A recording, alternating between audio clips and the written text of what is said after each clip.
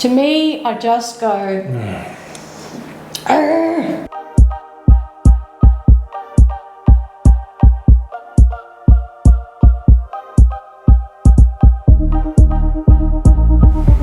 Keep your distance, dear man. About 1.5 meters. I don't know. Welcome back to a mukbang quarantine special. Yeah. Is that what we're all doing? I think it is. Is everyone sitting at home? Social distancing, self-isolating. Hope you're all staying healthy. Yeah. Come and eat with us. It's a mukbang. So we're going to eat some great food together. If you haven't got anything with you at the moment, pause the video, go grab yourself something, come back, and in the comments let us know what you're having. People are probably saying, that's all I'm doing, guys. I'm at home just eating and like watching stuff on YouTube. And so now we're just going to do it together. Well, everyone's got to work through all that food that's being... know, the supermarket shelves are being cleared. Yeah. So they're in your pantries, they're in your fridges, and you're obviously eating it. All right. What are we eating today? Today we've got some brown basmati rice. Can I have the chopsticks? Oh, you want the chopsticks? Yeah. I feel like we should have some elevator music when you go through the description. Hit it, Luca. With more music. Oh, we've got some brown basmati rice. We've got some stir-fried mixed vegetables, Chinese style, and we've got some Sunfed chicken-free chicken. This is fantastic, this product. Yeah. We like sharing products that we really endorse. It's not sponsored, we just buy this ourselves and really enjoy it, and we want other people who have access to it, who haven't tried it yet, to give it a go. It's really, really good. One of the things that it's got, amongst obviously not involving chickens, it has 36 grams of protein per 100 grams. Now, just to put that into perspective, beef has 26 grams of protein per 100 grams. This has 10 grams more protein per 100 grams than beef. Where do you get your protein from, though? Huh? Yeah. Really, really, really good. So. Yeah. No, and it's delicious. We've put this in, what have we done? The cream chicken sauce? cacciatore the other night. Oh, yeah, sorry. And then the chicken in a pasta... What's the creamy one? Carbonara. Carbonara, that's it, That's what I was thinking of. So it's chicken carbonara and chicken cacciatore. Yeah, exactly. And they were fantastic. Really, really, really delicious. If you've had Sunfed chicken-free chicken, let us know in the comments below. They come from New Zealand, right? They do. And we've got a peanut satay dressing, which is just peanut butter, tamari, lemon juice, cayenne pepper, garlic powder, and maple syrup. Sounding good. I'm just going to quickly... Now, you see the difference in the... peanut butter has stuck to the bottom, sorry. Has it? Yeah. Do you need a chopstick? No. Chopsticks fix everything. I'm just going to have to do this for a little bit. This. No, take it out. No, you don't understand. The mic's right there. It's very loud and annoying for people. Well, you can you can edit this part out, but I really need to do it with a spoon. Can you do it on that side? Yeah, I can. The domestics begin. What was I going to say? I don't know. What was I going to talk about? If you'd stuck to that and let me do the dressing. Yeah, there you go. Okay. Oh, yeah, that's what I was going to say. The different plates. Oh, yes. Right?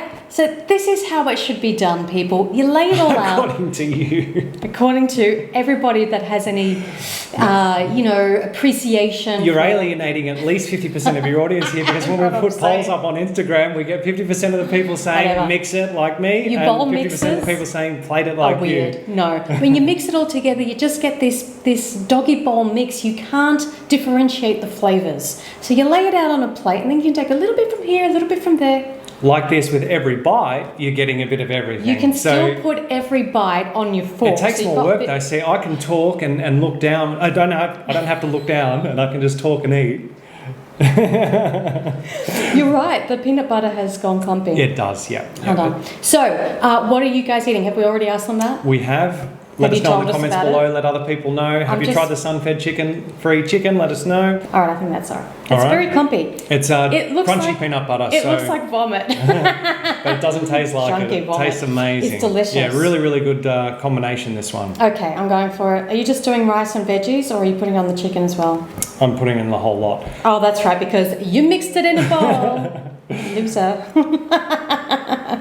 Took us a while for this brown basmati rice to come back on the shelves. I know. Yeah, lucky we're able to get some. Now, we just tease each other. Like, people freak out a little bit when we tease each other on camera. This is just us having fun, just because I called you a loser. Having a bowl. Thank you. All right. All right, you got everything you need? I don't know. No, you can't do that. Oh, yeah, no, it's all gone. No, I don't know if I've got enough. Okay, have one more. Well, and then no, because then I won't leave you enough. No, you can take. me. No, it's fine. It's fine. I've got enough. We do it every time. What about half? It's fine. Half a tablespoon? No, half a tablespoon. it's fine, it's fine. Okay. Look, there's plenty. I did ask. Oh, did you take it? All right, you're going to have to fast forward this bit. I'm going to make more noise. Oh, the scraping, honestly. Every drop counts. Stop it. You've got this bit on fast forward, it doesn't matter. Okay, good. Can I borrow that? Oh, here we go. I've got my second spoon. Mix it Why do through. we have chopsticks for? The chopsticks was just so we could hold the chicken up to the camera. Did we do that? Okay. I did do that, but I wasn't sure if I was supposed to eat with them as well. No. Too many utensils. My plate is so much better than yours, Luca. You're seriously going to miss out with this. Because look, then you can cut your chicken. Doing that now. It's like baby food. It's like little bits of baby food everywhere. Do you mix it or do you plate it, people? Let us know in the comments below. I'm telling you, it's about 50-50 every time we poll this thing, so no surprises. Delicious. So we've got, it's all about COVID-19, of course, at the moment, isn't it? Right? And if you haven't seen our latest or haven't listened to our latest podcast episode, we interviewed Dr. Aysha Akhtar, an expert in public health. Yeah, she basically helped us make the connection between animals and pandemics. Animal exploitation in particular, yeah? Exactly, and also how our basically expansion of, overpopulation is causing us to change the environment that we live in, and we are encroaching in areas where wild animals used to live, and that changes the dynamic of everything. And so our relationship with nature and with animals is all changing, and that is linked to these pandemics, and it was fascinating. And actually, I was reading, there was an article in The Guardian that came out like a day ago or so, and they were talking about very similar things. So it's not just this one-off person saying, oh, it's this. No, it is, I think, there's a bit of a consensus, right, in terms of the link between animals because they are zoonotic diseases, but also overpopulation and our relationship to the environment and just this expanding of humans. So I've spoken a lot. That was the interview. So anyway, we'll flash up some feedback that we've received from that podcast episode. People really enjoyed it, really appreciated it. We'll link it in the description below for anyone who hasn't yet listened to it. We can also link the sample video that we put up on YouTube. Which we actually filmed, so you get to see us recording the podcast, which we don't usually do, but we thought we'd start trying that out. We're going to do another podcast episode on COVID-19 because obviously it's all consuming around the world at the moment. Yeah. But before we do that, we're recording a podcast episode tomorrow, I think, on Tiger King, a Netflix docu-series. Wasn't that just... Wow. There are no words for it. That was just the most bizarre... Oh, if you've watched it, you know what we mean. If you haven't watched it, it's worth it. Go and have a look. It opens up a whole discussion about animals being used, exploited and traded and kept in captivity. For breeding? Petting zoos and just wow. And the characters, like real life characters in this series, I can't believe people like that actually, I can believe that they exist, but it's like a fantasy movie, but it's real. It's real. It's just bizarre.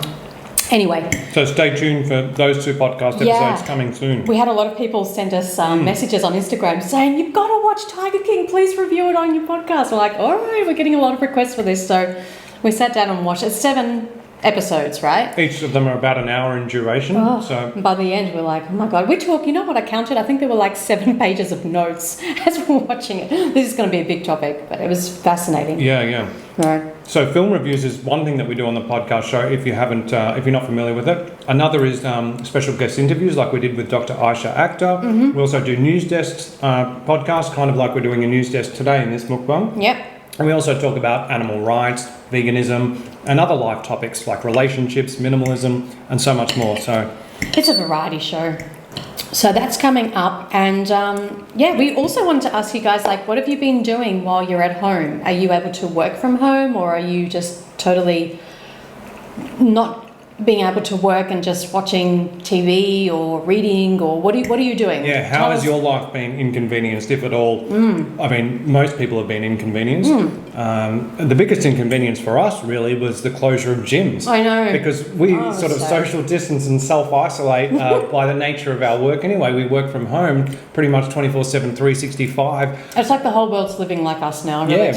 Yeah, we really just funny. go out for the gym and to the supermarket. So we've only been inconvenienced in terms of the gym being closed, and also a lot of the regular staple items that we buy from the supermarket aren't always there, like rice and beans. Yeah.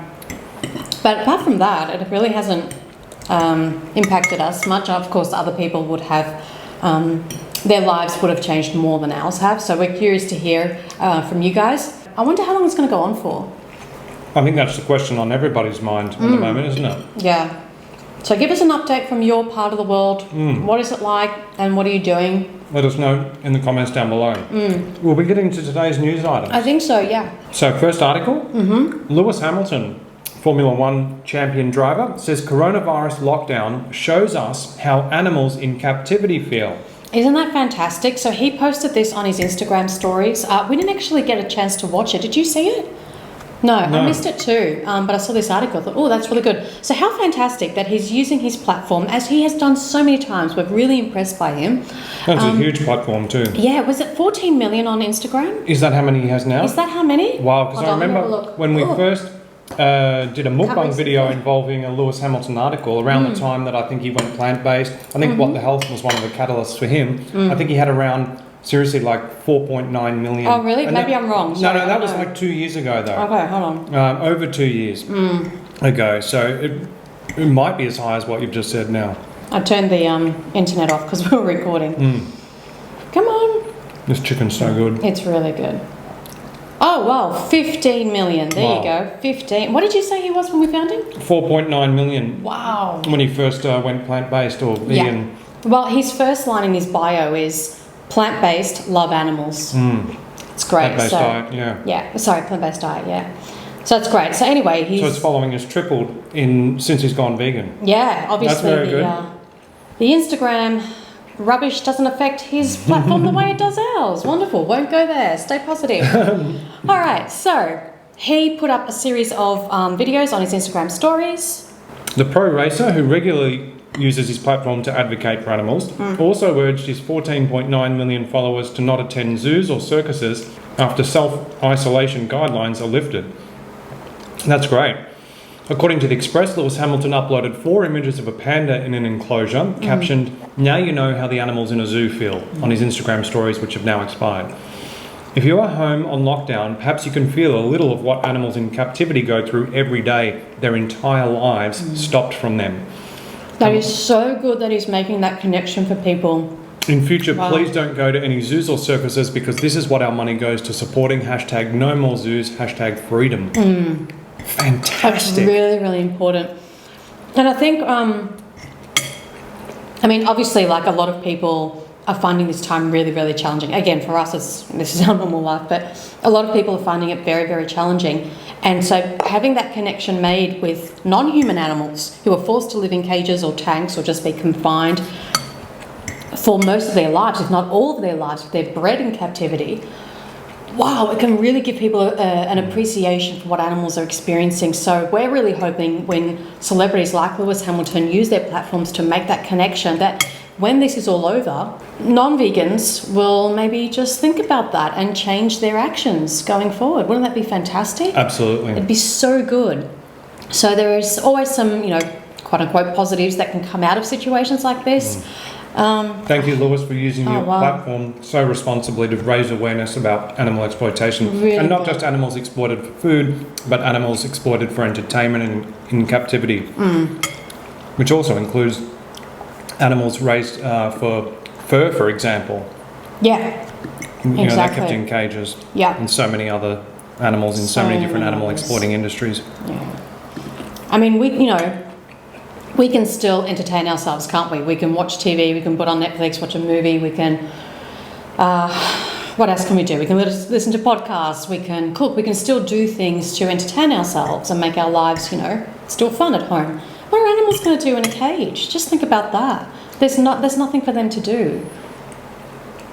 That's No why entertainment. they suffer psychological issues like zoochosis, for example.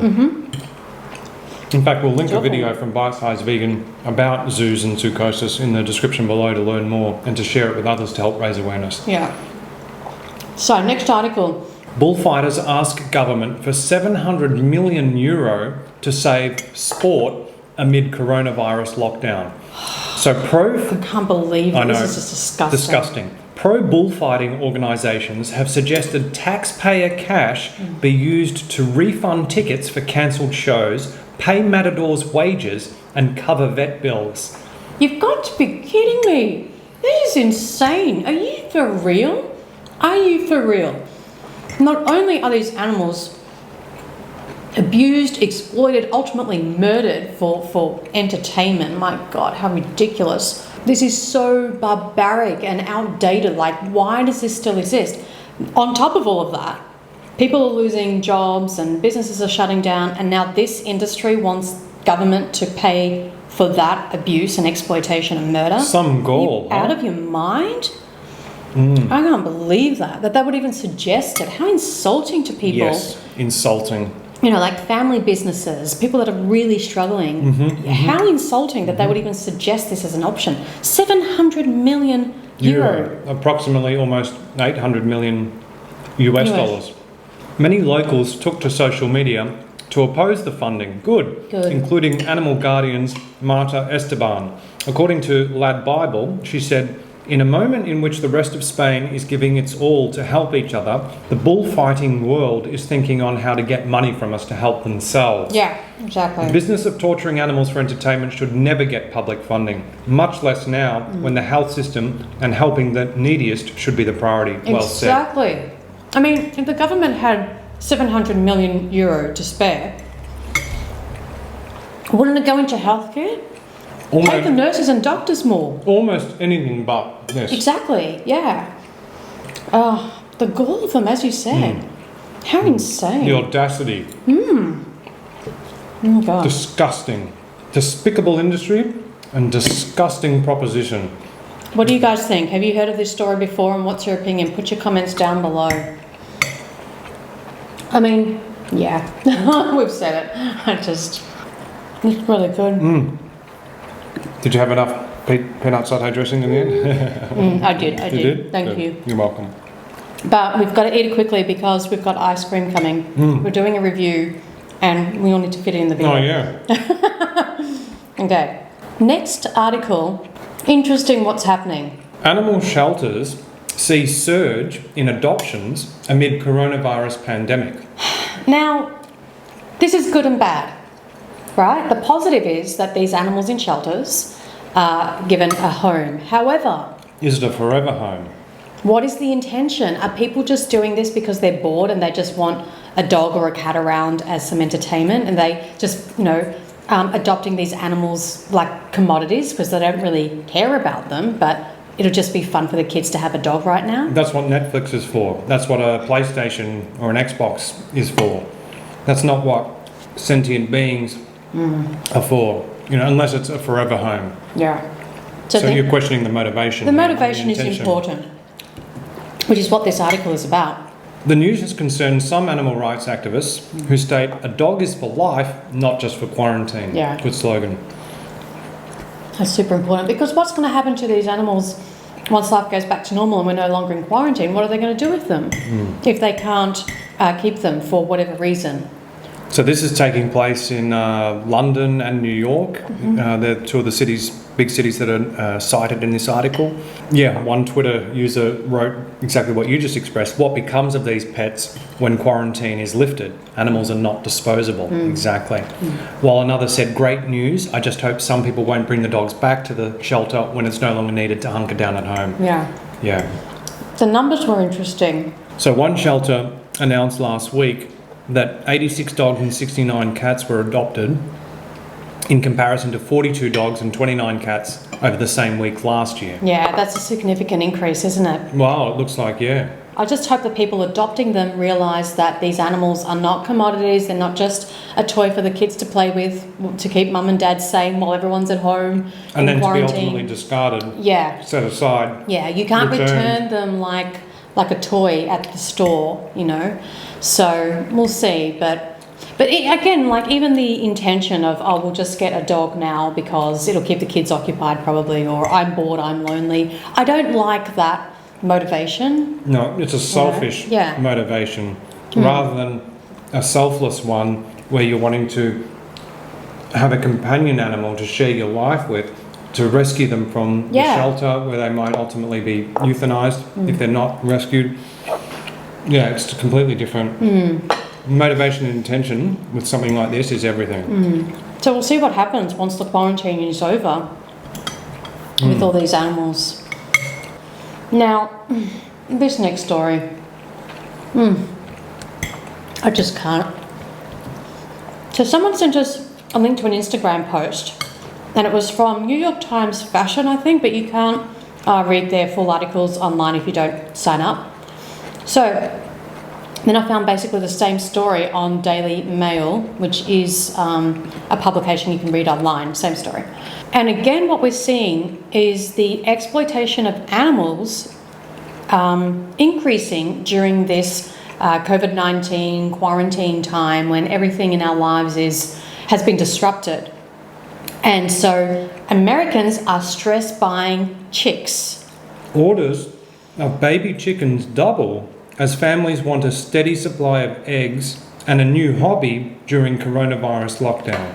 To me, I just go, this makes me so mad. Yeah.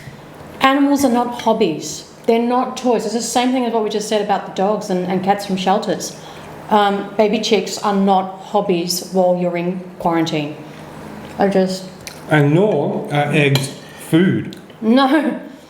You know, they're incredibly unhealthy, such that the USDA has told the egg industry that they can't advertise them as healthy or safe because they are unhealthy and unsafe for human consumption. Not only can't they, not only can't they advertise them as healthy or safe, they can't even refer to them in any way as being healthy and safe. Yeah, so loaded with cholesterol, saturated fat, both of which scientifically linked to heart disease, our number one killer. So at a time when we're supposed to be boosting our immune systems to help combat, COVID-19, eating eggs is not a smart thing to do because it's not boosting your immune system. It's not helping you health-wise. Even if you just ate the egg whites to avoid some of the cholesterol and saturated fat in the egg yolk, the egg whites still contain animal protein, which has been scientifically linked to cancer.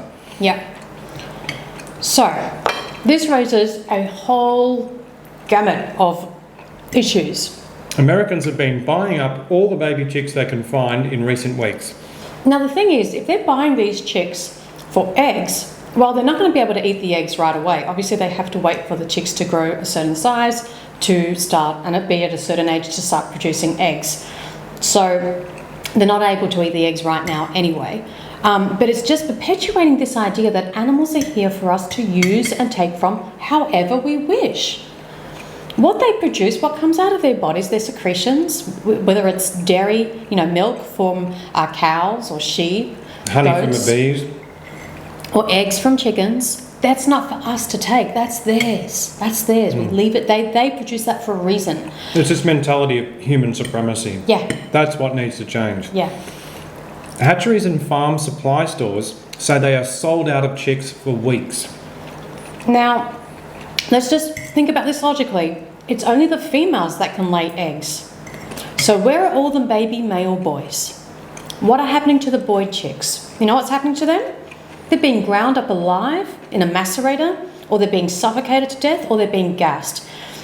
It's so horrific that we can't even show you that footage on our channel because this video will be censored. We'll link it so you can watch it, but when we increase the demand for egg-laying chickens, hens, all those babies, they need to be sorted. This is exactly the same as the eggs that you buy at the supermarket, at the store. It's the same process.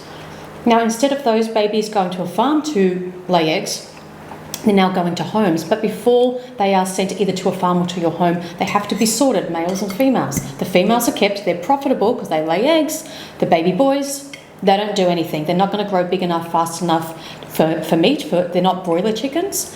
So all the boys are killed on their first day of birth, their first day of life. Why aren't people being told this? Because it's an industry, it's a business, and the business would lose money if people knew. They're seen as a steady food source and way to help combat isolation boredom. Again, they're not food. They're unhealthy and unsafe, according to the USDA.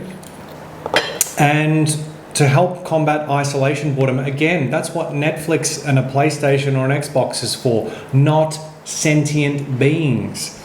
You know, it's that, again, that mentality of human supremacy where we see ourselves as somehow entitled due to some kind of false sense of superiority to control, own and dominate the life of another sentient being. Yeah, like sickening. My entertainment at home while I'm in quarantine is more important than your life, animal. So I will do whatever I need to keep myself entertained. And hey, if a little baby male chick is ground up alive, oh well, I didn't know, I didn't see it. If this chicken that I'm going to bring home with me, I'm going to exploit her and take what's from her body, even though it's not made for me. And then once we go back to, you know, living regular lives and quarantine's over, what am I going to do with this chicken? I don't know. Maybe I'll give it to my neighbour and they'll kill them and we can eat her, or I'll give her back to a farm or whatever.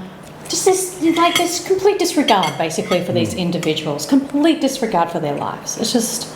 And again, you know, why aren't the industries like the hatcheries, the sellers of these baby chicks, showing customers on their websites, for example, what happens to the baby males? Show the macerator, show the chicks being gassed, show them being discarded in a garbage bag to be suffocated.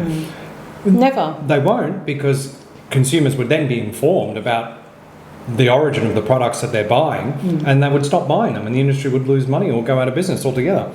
So it's deceitful that the industries are not being transparent about their standard industry practices that are legal. Yeah, exactly. What we're saying is not illegal.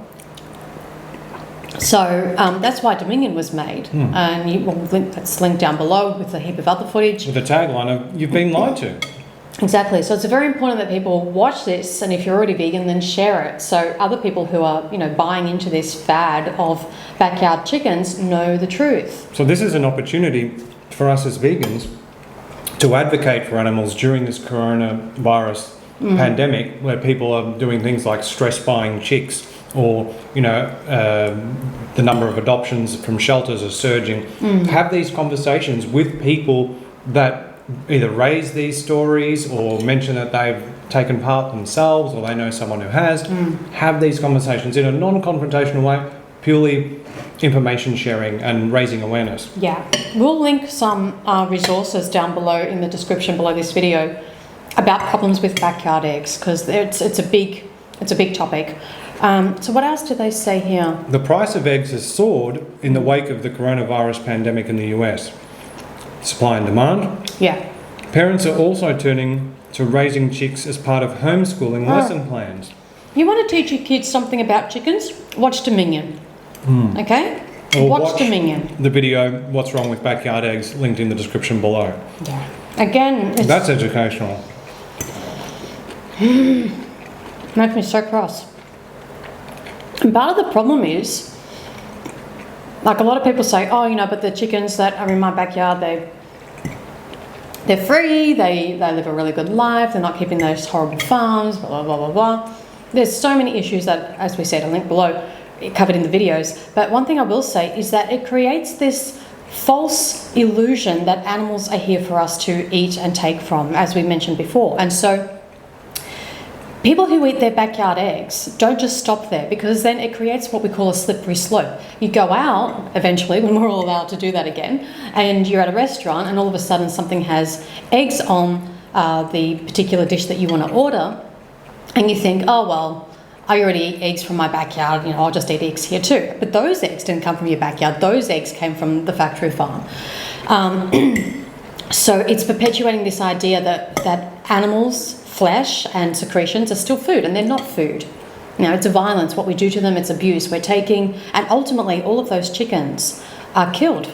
You know, once their egg production declines in farms, commercial farms, they're all slaughtered for their meat, for their flesh. And even in the case of backyard hens, for example, if there are no roosters, because you don't want the eggs fertilised because you want to eat the eggs for yourself, well, then that is depriving those hens of companionship with roosters. And also, when you take their eggs, it forces them to lay more, which is taxing on their body. Anyway, it's a whole thing. It's a whole cycle of just stop doing it. It's just leave exploitation, animals, full stop. Right? We just need to learn to leave animals to do their thing.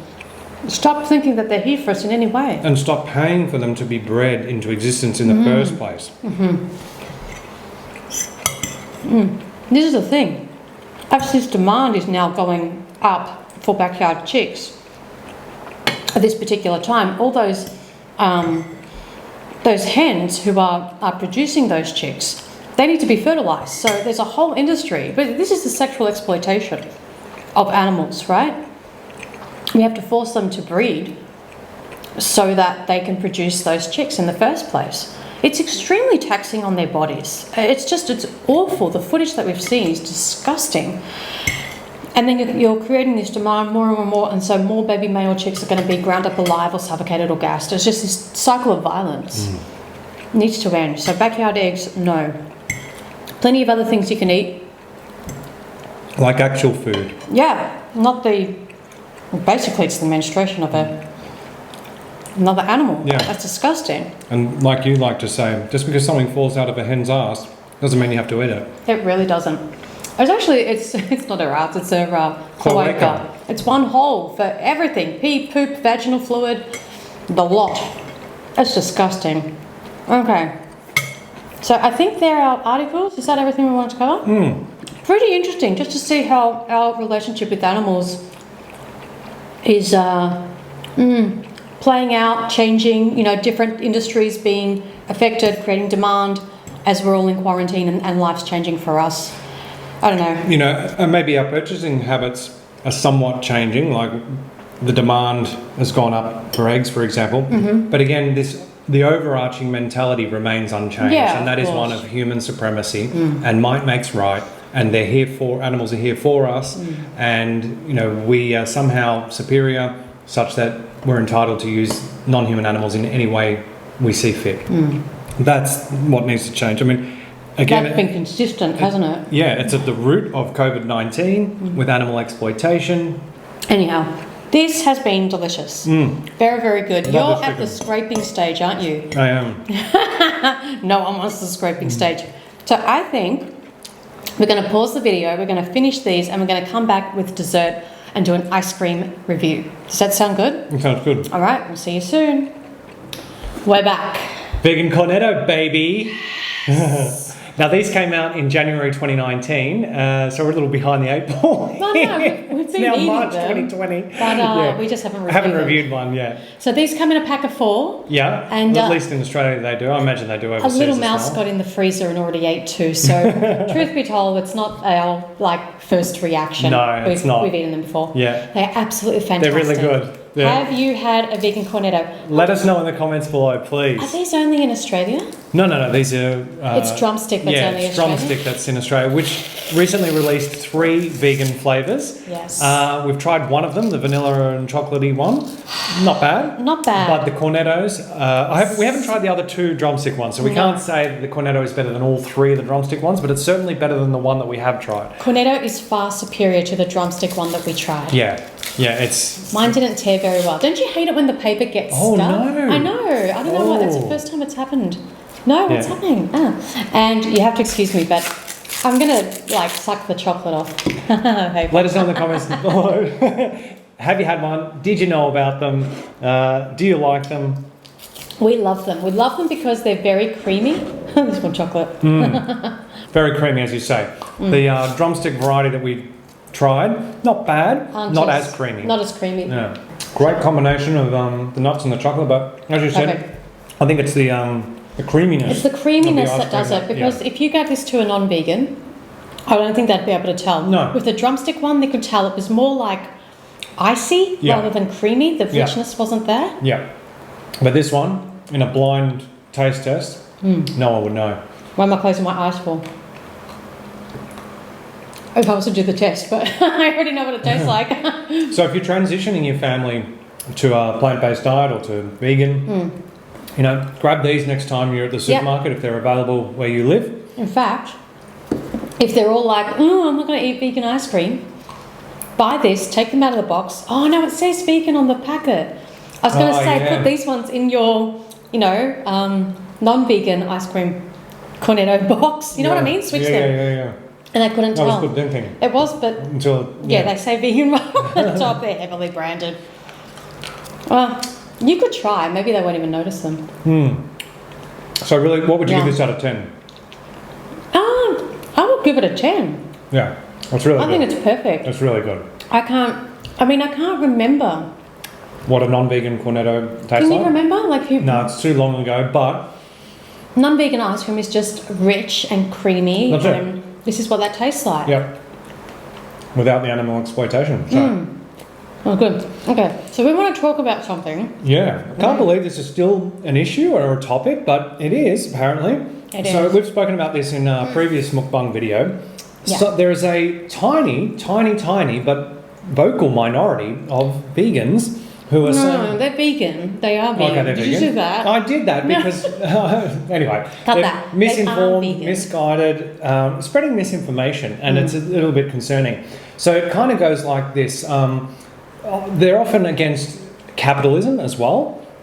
And whilst capitalism is extremely flawed, no doubt, they're wanting to get rid of animal exploitation and capitalism simultaneously. They're basically saying that you shouldn't eat products like this. Plant-based products made by corporations like Unilever, for example, that also sell animal-based products. Including Burger King, McDonald's, KFC, etc.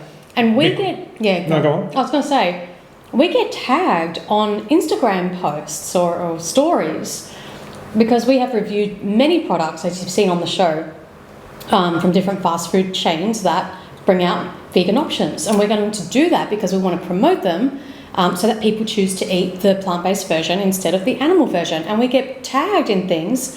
Can I share what they said? Yeah, sure. This was just weird. It happens all the time. And they are from vegans. In fact, they're from activists. And a lot of these people used to be followers of ours. And then, so one tag we were...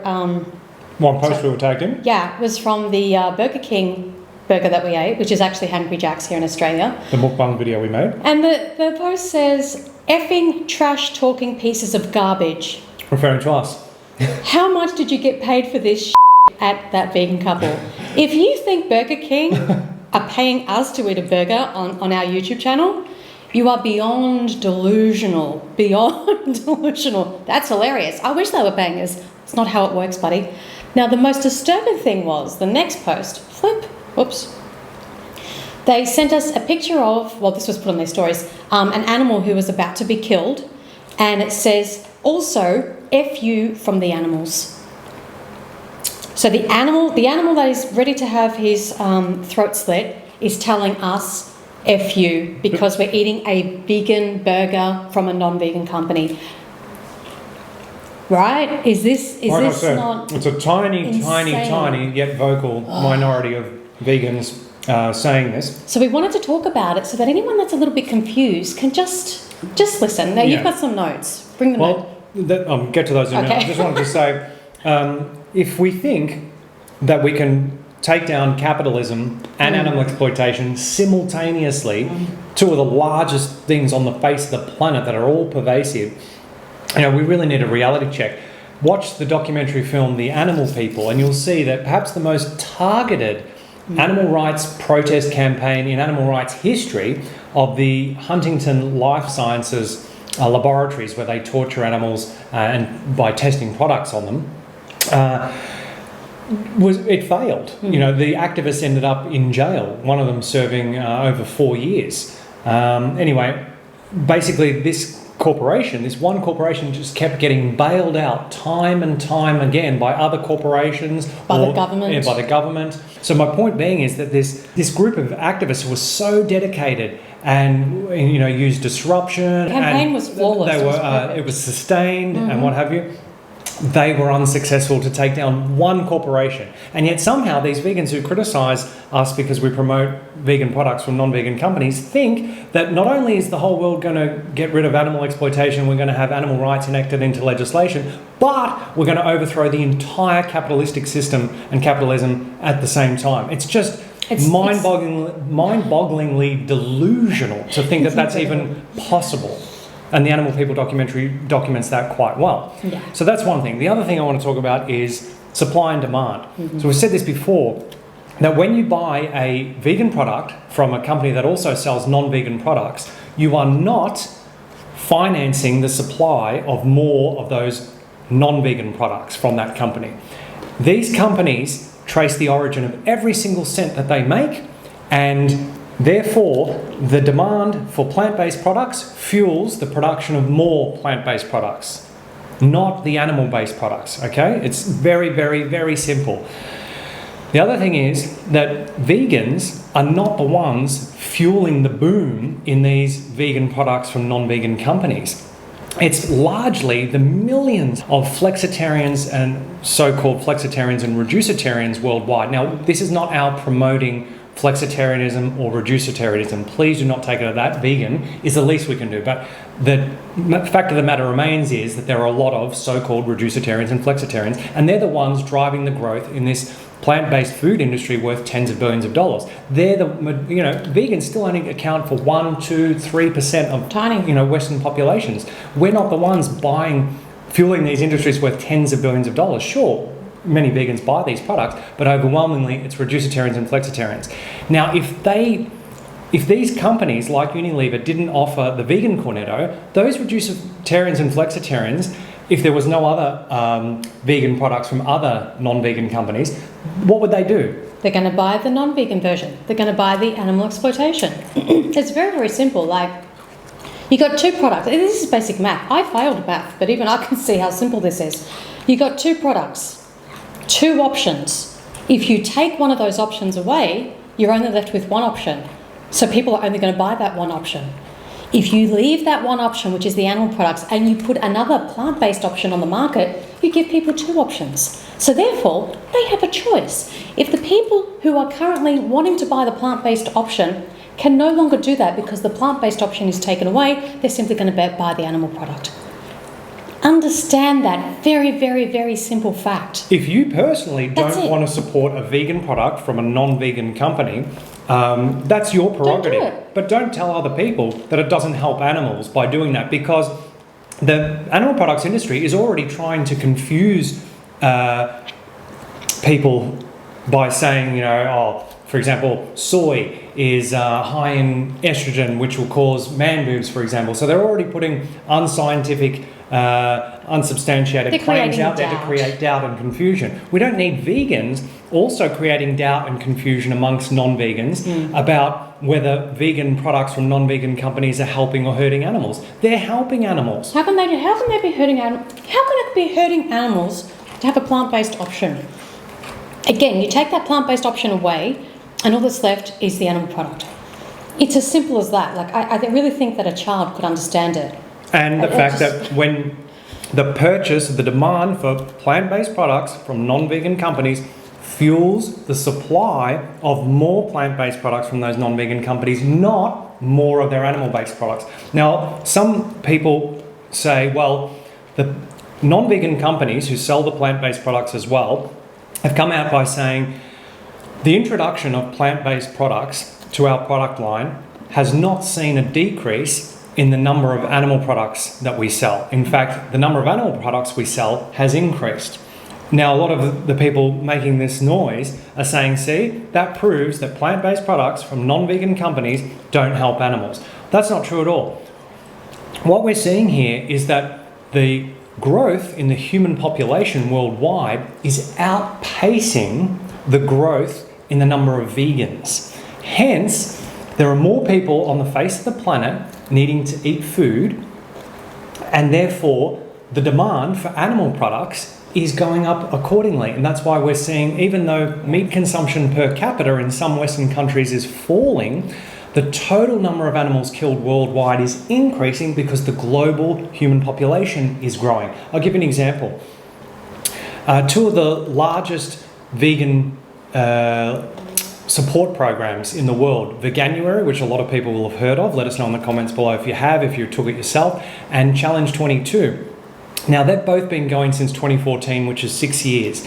Between them, less than 1.5 million people have taken those two challenges, and they're two of the world's largest. If you throw in PCRM's 21-day Kickstarter, and you throw in, I think Colin Patrick Godreau's got a 30-day one, there are others. Let's say, even if we say 5 million people have undertaken those in the last 6 years since they've become popular, right? And that's probably being generous, maybe. Even if you include all of the people who go vegan without undertaking one of those challenges by watching something like Dominion or what have you, maybe another 5 million, for example. There's 10 million. This year alone, the world population has increased by 20 million people in just 3 months. So you can clearly see that the growth in the number of non-vegans is clearly outstripping the growth in the number of vegans. It's clear as day.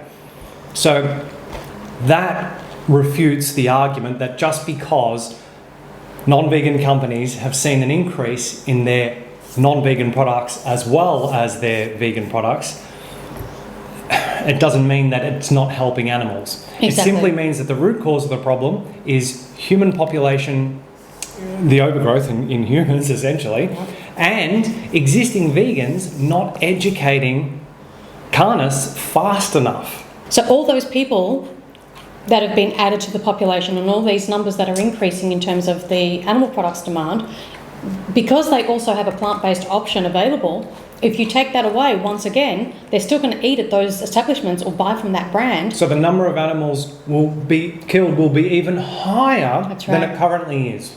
Because even higher. Again, you take away that plant-based option, they're going to eat something, they're going to eat the animal product.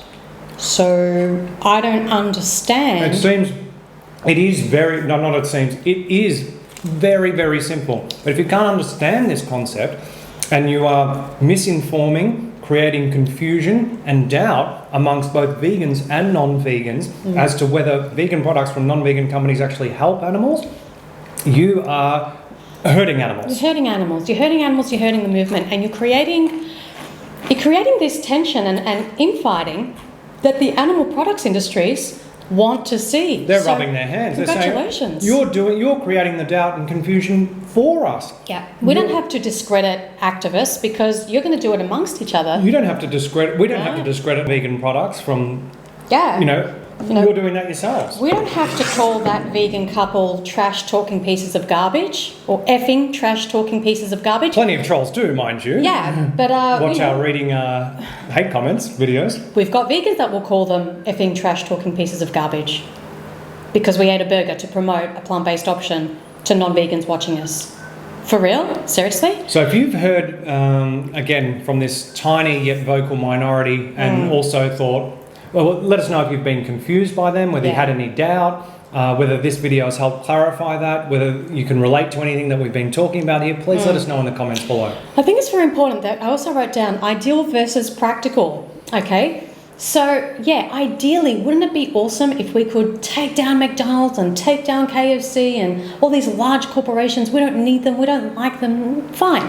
Ideally, that would be awesome to do. Practically speaking, as Luca gave the example of Shaq earlier on, that's not going to happen. So the best we can do is try to save the most amount of animals' lives within the current system that seems to not really want to go anywhere. These companies are not just going to disappear because we don't like them and we think that the world's going to go vegan. It's not. It just doesn't work that way. People, generally speaking, the majority out there, they don't care about animals. They don't care about the ethics behind speciesism and animal exploitation. They don't care. They just want something tasty to put in their mouth. That's right. Their number one objection is taste. So give them something that tastes as good, if not better, than what they're currently eating, and a lot of them will switch. Give them that option. The reality, the practical scenario that we're trying to do here is do the best we can working with these companies. And when I say working with, I mean we're not literally working with them, but if they're going to put out a vegan option, a plant-based option, then the least we can do is promote it. And we speak about this with Alex Hershaft, don't we? An animal rights activist of over 40 years in a recent podcast episode, which we'll link below. He was talking about animal rights versus animal lives. And again, it's what's ideal versus what's practical. And the most practical, realistic thing we can do right now is to support and promote the plant-based options to people who otherwise are simply going to choose the animal products, because you know why? They don't have the same ethical understanding as vegans. They don't care. They're not going to buy beans and tofu instead. They want to have their burger at Burger King. They want to have their cornetto or whatever, ice cream, whatever it is. Or drumsticks. So just give it to them made from plants instead of animals. And if you think that the animals are going to tell us to go F ourselves because we're doing that, then I'm sure as hell glad that you're not defending our lives if we were the victims, because we'd have absolutely no chance. Yeah, if you're vegan and you don't want to support vegan products from non-vegan companies, that's totally fine. That's your prerogative. You don't have to. However, the least we can do is not create doubt and confusion as to whether or not they help animals and whether or not they're beneficial. And don't try and bring down other activists by posting, derogatory things and just being a real awful person. Because in turn, you're actually hurting animals. Yeah. The irony, right? So there you go. That's our thing. It's very, very annoying. Anyway. Let us know in the comments below what you think about anything that we've discussed today, any of the news items, the product review, the chicken, the ice cream. Yep. Let us know if you've tasted them or what brands you prefer. What do you like? And share your thoughts. What's available in your country? We've travelled a bit on our international animal rights activism tours the last 2 years, and we've been able to sample some of the products in some of the other countries. So likely we'll know them if you write them in the comments. Yep. All right. Happy quarantine time. Stay safe. Stay healthy. And of course, in terms of immune boosting foods, try and focus the majority of your diet on whole plant foods, right? So we're talking about whole grains, legumes, fruits and vegetables, dark leafy greens, the good stuff. And you can have some of these fun things on the side. But we want to focus on really boosting our immune systems to stay nice and healthy during this time, right? That's it, isn't it? Yeah. More coming out on the podcast very soon. Stay tuned. Give the video a like. Share it around to help raise awareness. Yes. Subscribe to the channel and also ding the bell so you're notified every time we put out a new video. And remember until next time that going vegan is not the most we can do. It's the least we can do. See you next video. Bye everyone.